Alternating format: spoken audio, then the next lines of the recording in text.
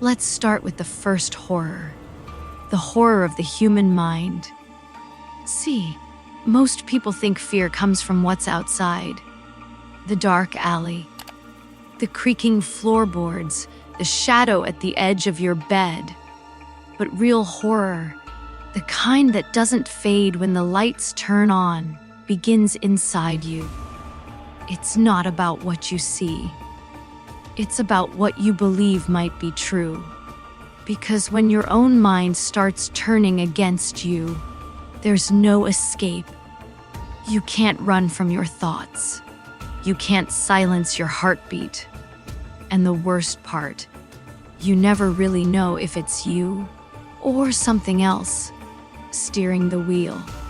Every person has a threshold, a psychological line where fear and reason trade places. We like to believe we'd recognize the moment we're losing control, that we'd see the signs before slipping too far. But the truth is, the descent into madness is rarely dramatic. It's quiet, gradual. It feels like clarity at first. You start connecting dots that were never there. You start hearing the logic in the whispers of doubt. The mind, once your ally, becomes a master manipulator. It doesn't lie outright. It simply distorts, exaggerates, and repeats until illusion becomes memory. There's a terrifying power in the imagination. It can create beauty, art, innovation. But when it turns dark, it constructs prisons you can't see. And what's more horrifying is that your mind uses your own intelligence against you. It builds perfect justifications for irrational fears. You start thinking, maybe they are watching me. Maybe that sound wasn't the wind. Maybe I really did see someone in the mirror. And every maybe feeds the next, until uncertainty becomes certainty. You see this reflected in true stories. People who vanished into isolation, hearing things that weren't there, convinced of conspiracies that made perfect sense to them. They weren't evil. They weren't weak. They were human. The human brain is both fragile and extraordinary. It can survive trauma, but also generate it. It can protect itself through denial and destroy itself through obsession. Horror begins when the survival mechanism misfires, when fear, instead of saving you, consumes you. But there's a deeper layer here, one that touches on philosophy. What if horror isn't just something to fear, but something to understand? Because when you confront the terror within, you also uncover truth. Fear shows you what you value most. Madness shows you what happens when meaning collapses. The loss of mental stability is, in a sense, the loss of structure, of narrative, of identity. And that's what makes it so terrifying. When you no longer trust your perception, you lose the very ground of existence. Think about this: the mind is where reality happens. Everything you experience, pain, joy, love, terror, exists first as a mental construction. So when that construction cracks, when reality itself begins to flicker, what's left? You're left in the void, conscious, yet uncertain of what's real. That's the essence of true horror, to be trapped in your own awareness, unable to trust the one thing that defines you. Yet, there's a strange redemption hidden in this. The same mind that can betray you can also heal you. Awareness cuts both ways. If you can recognize the patterns, confront your fears, and accept the darkness within you, not as an enemy but as a teacher, you begin to reclaim control. That's not easy. It demands honesty, courage, and patience. But it's possible. The monsters in your mind are often just parts of you that were never understood.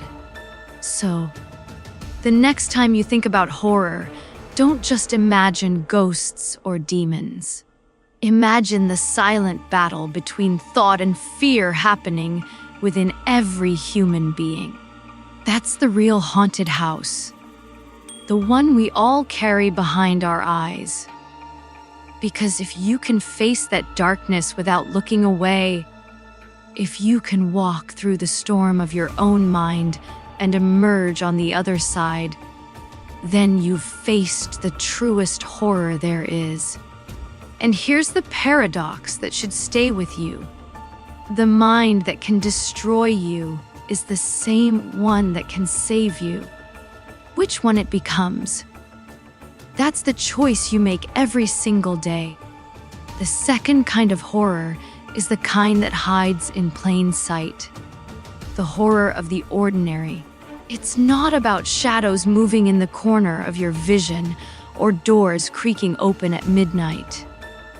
It's about the fact that evil, real evil, often looks nothing like we expect. It smiles.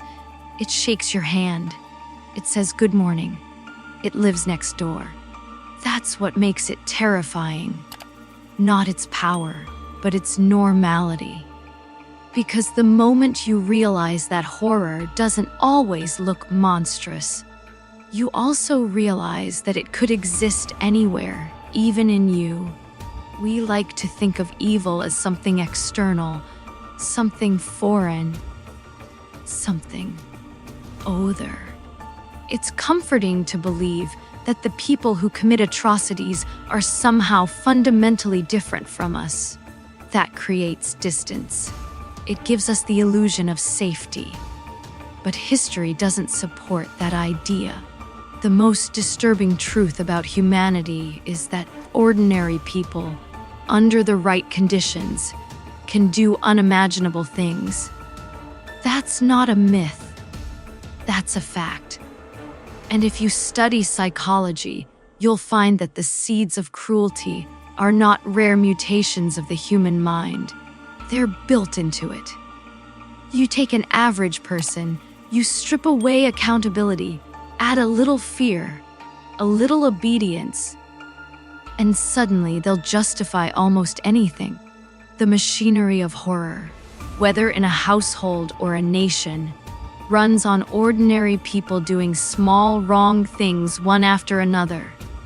Not monsters, not demons, just people who stop asking questions.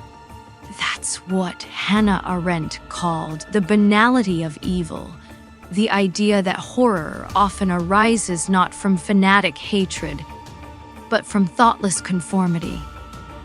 The clerk who stamps the paper, the neighbor who stays silent, the family member who looks away. It's these tiny acts of moral laziness that create the conditions for the worst horrors imaginable. And it's not just a historical issue. You see this dynamic everywhere. A workplace where bullying goes unchecked. A community where injustice is ignored because it's inconvenient. Even in families where people stay silent to avoid conflict, allowing patterns of cruelty or manipulation to thrive. Evil doesn't need darkness to grow. It only needs indifference. It's nurtured in the places where people decide that comfort is more valuable than truth, that peace is better than justice, that politeness is worth more than integrity. That's why true horror stories often begin so quietly. A trusted teacher, a friendly neighbor, a smiling partner. The face of evil isn't always grotesque. It's familiar. And that's the psychological trap. The human brain is wired to trust the familiar. We relax around it. We stop noticing small inconsistencies. You rationalize behavior that doesn't make sense. And before we know it, we've allowed something corrupt to take root right inside what we believed was safe. But here's where the philosophy deepens. If evil can hide in others so easily, it can also hide in us. That's the part no one wants to face. Because to acknowledge that potential means confronting your own capacity for cruelty, for deception, for cowardice. And that's frightening. But it's also necessary. Because without awareness, you have no defense against it. The person who believes they are incapable of evil is the one most likely to justify it when it serves their interests. It's humility, not denial, that protects you. So the real challenge isn't to eliminate evil. That's impossible. It's to recognize it, both around you and within you. To develop the kind of moral vision that can see beyond charm and normalcy. To ask the difficult questions. To speak when silence would be easier. Every time you do that, you shrink the space where hidden horror can grow. And every time you don't, you widen it. That's the essence of this kind of horror, not the supernatural, but the social. Not ghosts, but choices. It's a mirror held up to our everyday lives, asking where have you become complicit in something you know is wrong, simply because it's comfortable. Where have you chosen convenience over conscience? Because that's where the ordinary turns horrific. Not when something breaks into your home, but when something dark settles quietly into your soul. And if there's one truth you take away, let it be this: the line between good and evil doesn't run between people. It runs through every human heart. Your task isn't to fear the monsters outside, but to keep watch over the one within. The third kind of horror, and perhaps the most unsettling of all, is the horror of truth. Because truth, when stripped of comfort, is not gentle. It doesn't reassure you. It doesn't care about your expectations or your sense of fairness. It simply is. And when you encounter a truth that shatters your illusions, about life, about justice, about safety, that's when you experience real horror. Because you realize that the world isn't built to protect you. It's built to test you. See, most people live in a kind of psychological dream. A story that helps them believe that life makes sense. We tell ourselves that good people are rewarded, that bad people are punished, that everything happens for a reason. Those beliefs are comforting, and maybe they even help us function. But they're not always true. The universe is indifferent. Sometimes the worst people rise, and the best people fall. Sometimes the innocent suffer without reason. And when that illusion collapses, when the story you've built your identity on no longer holds, that's when terror sets in. Not because of monsters, but because of meaninglessness. That's what real horror stories do. They don't just scare you, they expose you. You hear a story that's true, a tragedy, a disappearance, a betrayal, and you can't dismiss it as fiction. You can't hide behind, it's just a movie. Because it happened. Someone lived through it. And once you've seen that level of cruelty or chaos in the world, it leaves a mark. It reminds you that security is a story we tell ourselves to avoid despair. But here's the paradox, that confrontation with truth, as horrifying as it is, can also be deeply transformative. Because when you stop expecting the world to be fair, you begin to take responsibility for your own life. You stop waiting for justice to appear from the outside, and you start creating it from within. Horror, in that sense, can be a teacher. A brutal one, yes, but a teacher nonetheless. It strips away the illusions that keep you weak. It forces you to face the raw structure of reality, that suffering is inevitable, that evil exists, that safety is not guaranteed. And in that confrontation, something powerful happens. You begin to see what kind of person you really are. Philosophically, this is what Nietzsche meant when he said, "He who fights with monsters should look to it that he himself does not become a monster." Because when you stare long enough into the abyss, it stares back, meaning when you face the darkness of truth, you risk being consumed by it. But you also gain the chance to transform. You can emerge either cynical or courageous, broken or wise. The difference depends on how you respond. There's a psychological freedom that comes from accepting truth, even when it terrifies you. Once you stop pretending the world owes you comfort, you can finally act with clarity. You can love without illusion. You can suffer without resentment. You can confront evil without becoming bitter. Truth, as frightening as it may be, is the only foundation strong enough to build meaning on. Everything else, hope, peace, even happiness, depends on it. And maybe that's the final lesson of true horror, that the things which terrify us most often hold the deepest wisdom.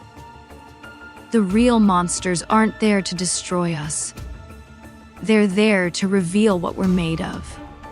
When you see the world as it really is, fragile, unfair, and unpredictable, you're forced to decide who you're going to be in response. Will you retreat into denial? Or will you stand up, look reality in the face, and live with courage anyway? That's the choice at the heart of every horror story and every life. Because horror isn't just about fear, it's about awakening.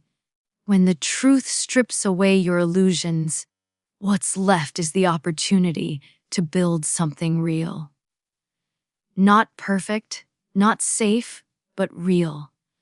And that's the challenge I'll leave you with tonight. Don't turn away from what's true just because it scares you. Look straight at it, because the truth you fear most is often the one that sets you free.